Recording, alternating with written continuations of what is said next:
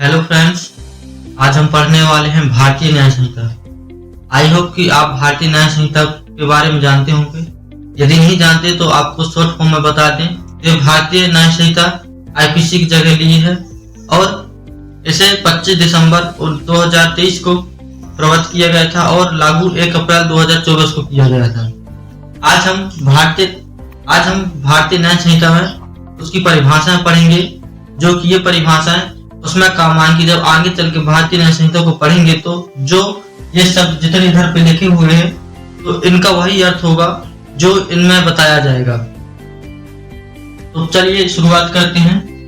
भारतीय न्याय संहिता, ये सभी धाराएं सेक्शन 2 की उपधारा में बताई गई हैं। तो यहाँ पे हम आपको पूरी तरीके से एक्सप्लेन बेयरट टू बेयरट भाषा नहीं बता रहे हैं, यहाँ पे उसका जो सार है उसको बता रहे हैं। तो आप, यदि आपके पास बेयर एक्ट हो तो आप बेयर एक्ट से देख लीजिएगा, और नहीं है तो आप उसकी भी कोई दिक्कत नहीं है, आप इनको कॉपी में नोट डाउन कर लीजिए और इनको याद कर लीजिए।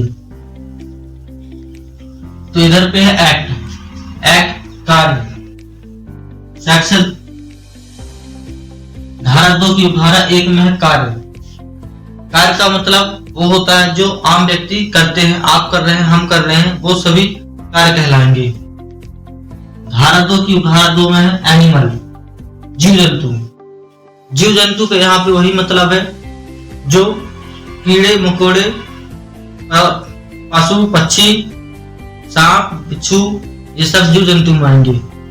तो जहां तक जो भी जीव जंतु की कैटेगरी में है वो सब जीव जंतु में ही आएगा। तीसरे में है चाइल्ड, बालक। 18 वर्ष आयु का व्यक्ति बालक कहलाएगा। चौथा है काउंटरफीट, कूटकरण। कूटकरण का मतलब होता है कोई नकली चीज बना देना। यदि हम अपने आशय से या अपने लाभ के लिए कोई नकली चीज बनाते हैं और उसका उपयोग हम कहीं करते हैं तो कूटकरण कहलाती है। पांचवा है कोर्ट, न्यायालय। न्यायालय का मतलब यहाँ पे किसी बिल्डिंग से नहीं होता है।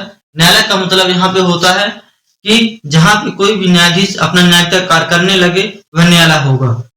एग्जाम्पल के लिए, अगर वह कहीं पे किसी के घर आके कोई न्यायिक कार्य कर रहा है, या कहीं पे अनाथ आश्रम में चला जाए, या रोड पे बैठ के अपना न्यायिक कार्य करने लगे तो वो भी न्यायालय माना जाएगा।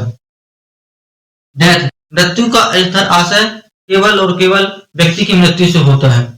सातवां डिसऑनेस्टी, बेईमानी से।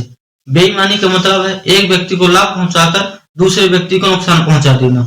अर्थात यदि आपके पास 2 व्यक्ति हैं तो वो एक व्यक्ति को नुकसान पहुंचाकर दूसरे व्यक्ति को लाभ पहुंचा रहा है तो वह बेईमानी से होगा। 8वां है डॉक्यूमेंट्स, दस्तावेज।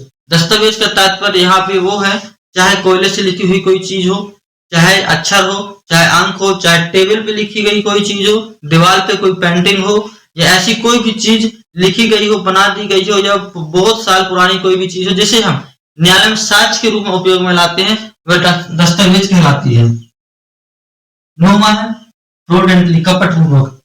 कपटपूर्वक का सीधा सा आशय है कपट करने के आशय से किया गया कोई भी कार्य कपटपूर्वक कहलाता है। 10वां है जेंडर, लिंग। लिंग में स्त्रीलिंग और पुरुष लिंग दोनों आएंगे। गुड फेथ, सद्भाव पूर्वक।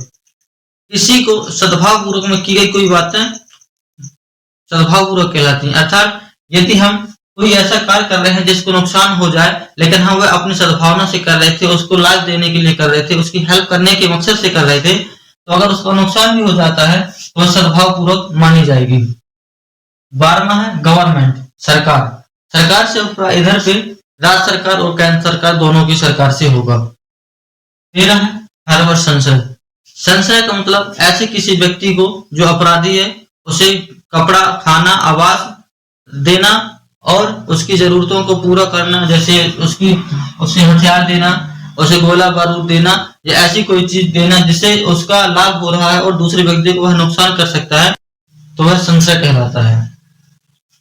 चौथा इंजरी, क्षति। क्षति का इधर मकसद केवल और केवल शरीर की क्षति से नहीं होता है। क्षति यहाँ पे चाहे वह धन की हानि हो, चाहे संपत्ति की हानि हो, चाहे मान की हानि हो, सम्मान की हानि हो, या ख्याति की हानि हो, इज्जत रेपुटेशन की हानि हो, तो वह सब क्षति कहलाता है। 15 है इलीगल, अवैध। अवैध का तात्पर्य सीधी सी बात है, जो कोई व्यक्ति वैध करने के लिए बाध्य है लेकिन वह वैध कार्य न करके अवैध करता है तो वह अवैध कहलाएगा, मतलब गलत करता है तो अवैध कहलाएगा। जैसे एक पुलिसकर्मी कानूनी रूप से बाध्य है कि वह मुजरिम को पकड़ेगा और गुनहगारों को सजा दिलवाएगा, लेकिन वह गुनहगारों को छोड़ रहा है तो वह अवैध होगा। 16 है जज, न्यायाधीश।